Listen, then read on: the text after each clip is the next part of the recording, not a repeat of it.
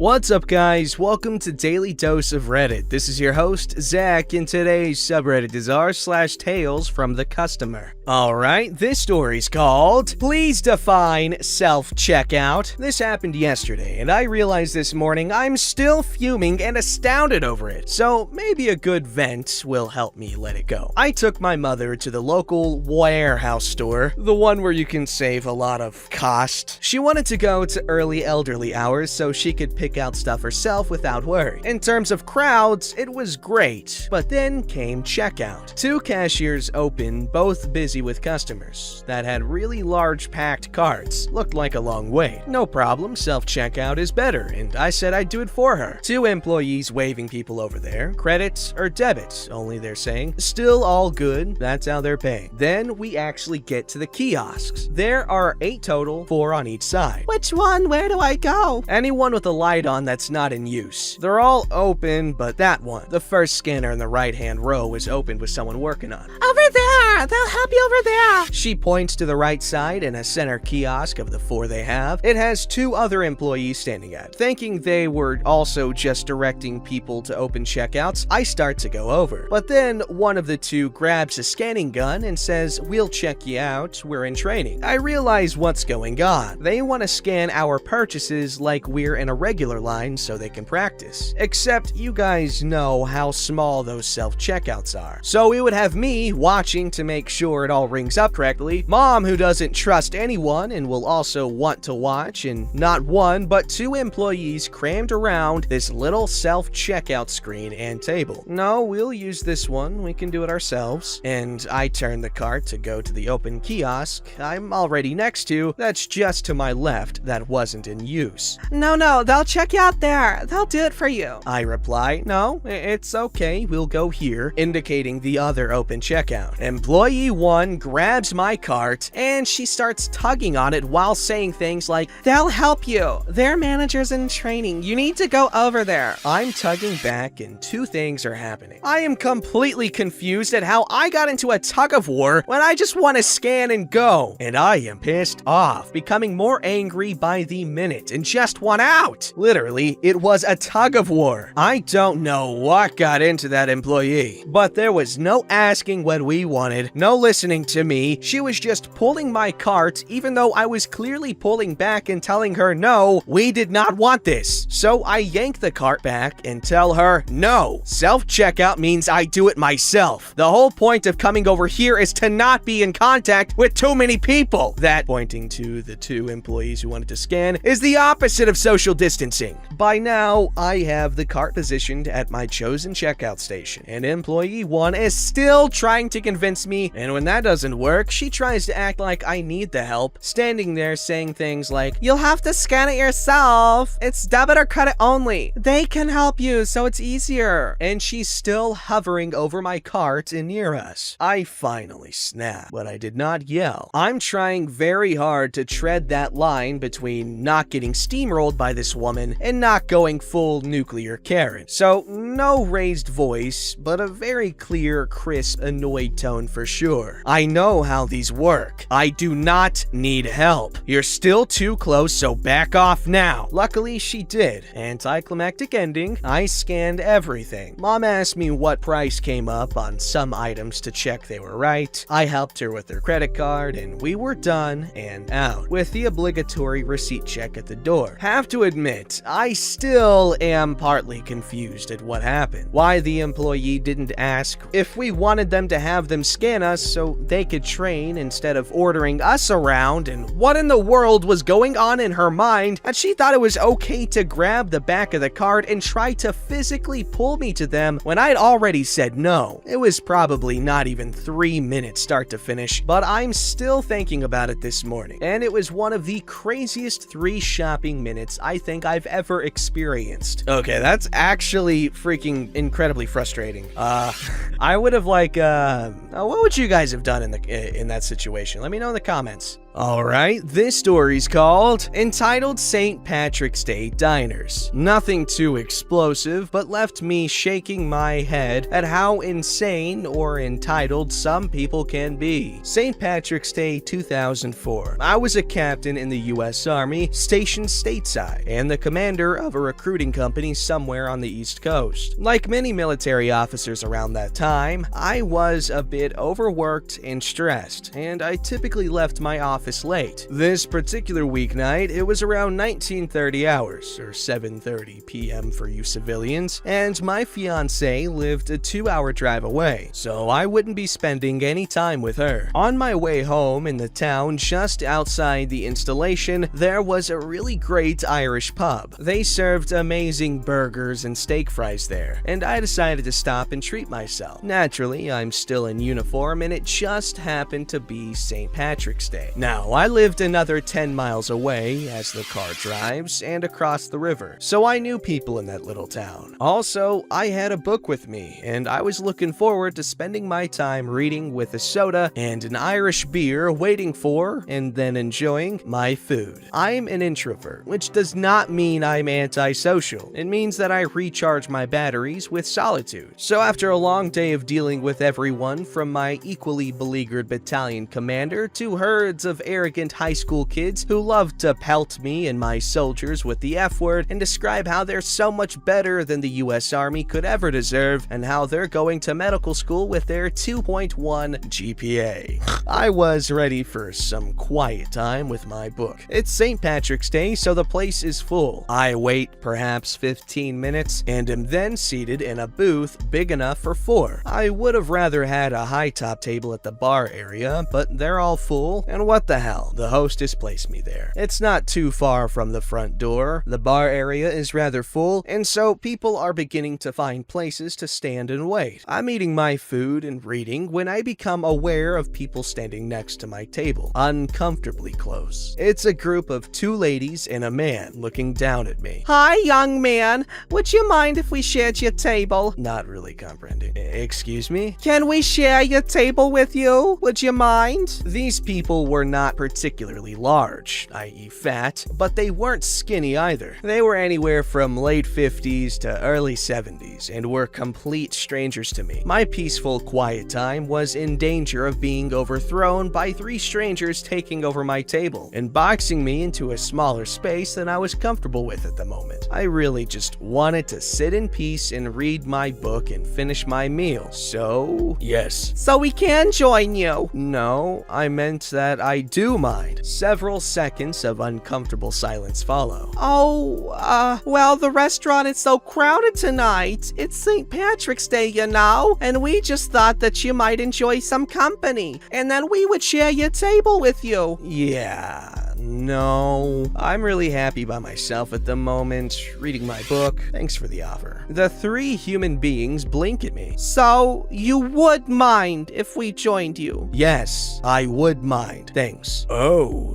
We just thought, since the restaurant is so crowded. It was only about a 20-minute wait. Have a good evening. I go back to my book. A server happens by and gets button-hooked by my new companions. Excuse me, but how long will the wait be? I think about 20-30 minutes. We thought maybe we could sit with this gentleman, but when we asked him if it would be okay, he said no. The server looks at me. My new companions look at the server. I look at the server. I shrug. Sir, you good right now? Until that point, I had been centered in the seat on my side of the booth. I then slid a bit to my left and lifted one highly polished shoe onto the seat opposite, sending what I hoped was an unmistakable message. Perfectly happy right now, thanks. Well, we just thought we might join them here. Folks, we'll get you a table just as soon as one opens up. Just be patient. Well, if we do have to wait. But the server has already walked away, and I've already already dived back into my food and my book. My new companions spent the next 20 minutes standing next to my table. They made some light small talk amongst themselves, but I couldn't help but notice every 20 seconds or so, they would look down at me, as if to make sure I hadn't suddenly disappeared to Hogwarts or something. I caught them doing this several times. They would then smile at me and occasionally ask some insipid questions. So you're in the army? Yes, ma'am. I took to refusing to look anywhere near them. Eventually, they were seated at a table some distance away to my left. I caught them looking over at me every now and then. My impression was that they were talking about me and checking to see if I could hear them. Due to the noise level in the place, I couldn't. Just as I've about finished, the hostess comes to stand by my table. Excuse me, sir? Yes? Did those people She points to my former new companions. ask to share a table with you? Yes? Am I in trouble or something? No!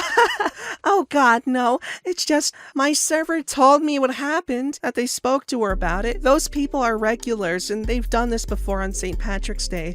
I just wanted to check with you before I have words with them again about not doing this sort of thing. So I paid my bill and left, not looking at my former new companions as I went. We introverts have a saying. There is a very hot place in hell, reserved for those who see you minding your own business, eating and reading, and decide that they simply must rescue you from it with their presence and scintillating conversation. A very, very, very hot place. And also those who linger. I don't like lingerers. But that's a cool story. An Irish pub on St. Patrick's Day, that's the kind of energy I want to experience next year. Alright, this story's called Thanks, Chariot, for ruining my anniversary weekend. It's my boyfriend and I's 1-year anniversary, and we decided to celebrate with a hotel stay at a large American chain that rhymes with chariot. I've stayed at these hotels my whole life, and am even a member. So I book our hotel room for Friday, was billed the appropriate amount of $150. The room rate was $126.66 plus an additional hold for incidentals. No problem. We each had the day off Saturday, so we figured we would see if the room was available for Saturday night as well. We went to the front desk. Attendant tells us there is availability and would we like to book. I asked the rate. She quotes me the same rate of $126.66. Great! I authorize the charges. Saturday morning rolls around and my boyfriend and I are making plans for our additional day together, and I hop into my online banking to make sure our reservation was all set. The hotel had charged me another $270. I figured this was a simple mistake and go to the front desk to inquire. I explain the situation to Franny and she does some digging. She tells me that both night rates were $170 each, despite my confirmation emails to the contrary. I showed her said emails and she begins tapping the keys furiously for minutes to tell me there's nothing she can do to change the system. At this point, I'm a bit irritated because even if the rates were $170 a night, $170 times 2 equals $340, and I've been charged a total of $420. Ayo! So I decide to forget Franny and call customer service. The representative goes through everything, confirms I've been overcharged, puts me on hold and talks to Franny, gets back on the line and tells me that I'll only be charged $245.32 plus any incidentals in my final bill, and the rest will be refunded. Okay, feeling good, problem solved. Keep in mind though, I've spent 2.5 hours dealing with this instead of enjoying time with my boyfriend. I wake up this morning, see an invoice from Chariot in my email, open it up, and my total is $409? I pack up, kiss my boyfriend goodbye as he left for work, and headed back to the front desk to see my dear Franny. I approach the desk, say I'd like to check out but have questions about my bill. She printed it out and handed it it to me, saying $409 has been charged to your card. I told her to add up the itemized bill and tell me if it equaled $409. Surprise! It didn't. It adds up to $272.77, which she acknowledges. Again, typing furiously for 10 minutes, she tells me to check my bank account and she's figured out a different billing method. I log in and she's added charges of $9.31 and $63.54. I immediately tell her to stop whatever she's doing and that she's draining my bank account before my eyes. We're now almost 30 minutes into this. After 10 more minutes, she calls me over to tell me she has refunded the whole stay and any charges will be returned to my account in 2 to 3 business days. I'm not thrilled with any of this experience, but figured, hey, for the trouble, we got a free weekend and a hotel. I can deal with that. I tell her that's fine. She's not authorized to make any more charges, and I was assured her manager would call me when he arrived at the hotel later in the afternoon. Fast forward 2 hours, and I get a voicemail. It's Franny calling, telling me her manager told her to refund all charges except $63.67, which she then charges on my already seriously overcharged card. I've now been charged a total of almost $560 for a stay that I had been assured would be $272.77, and then free for all the trouble. Now,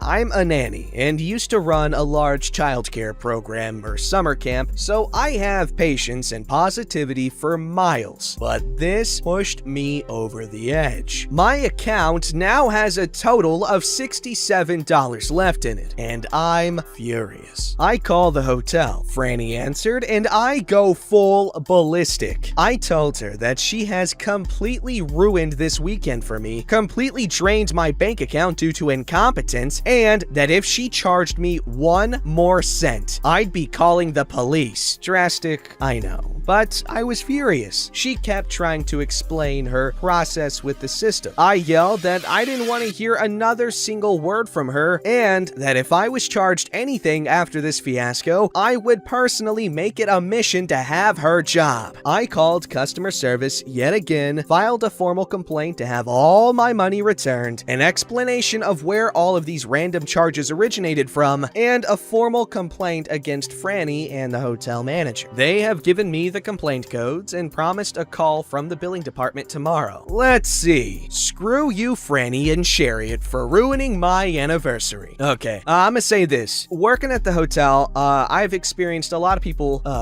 say this. And yeah, hotels are weird, and the charges can show up as really weird. You can get a bunch of random pre-authorizations, but for the most part, they will disappear. Like, you might get a bunch of random charges that add up to more than what should have been the total cost, but again, they're not actual charges. They're just pre-authorizations. I don't know if that was the case in this particular story, but I do know that this happens a lot, and this has happened, and I've had to deal with a lot of people getting really mad at me for stuff that I can't really control, and that's one of them. And it's not really an issue, unless like it's eating away at your available balance, because that's how my bank does it. There's a ledger balance, available balance, and all that. You know what I'm saying. Don't forget to like, subscribe, and hit that bell to never miss an episode.